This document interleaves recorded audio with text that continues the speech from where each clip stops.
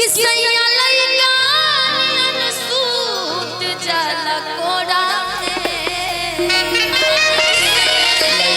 लइका आहा किसैया लइका सूत जाला कोड़ा दिया के अजोरा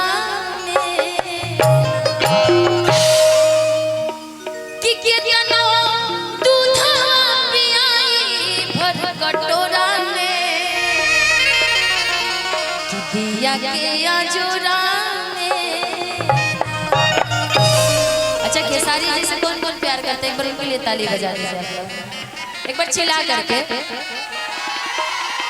हाँ क्योंकि उनको ये सब न्यूज़ में दूंगी जरूर कि हम लोग मुखिया जी के यहाँ गए थे, बड़ा प्यार बड़ा स्नेह मिला और एक अपनापन एक परिवार हम लोग आज मुखिया जी से प्यार जैसा प्यार परिवार जैसा प्यार मिला, इसके लिए बहुत बहुत शुक्रिया हमने मुखिया जी। इधर आना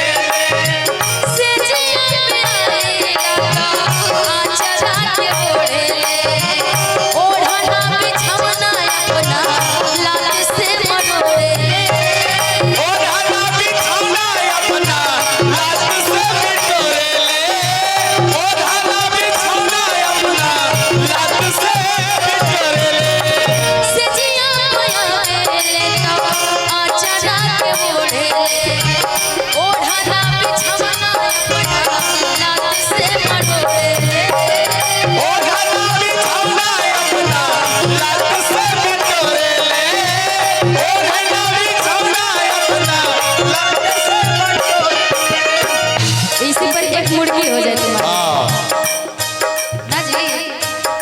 आ जाइए थोड़ा सा पीछे जिससे आपको कंफर्टेबल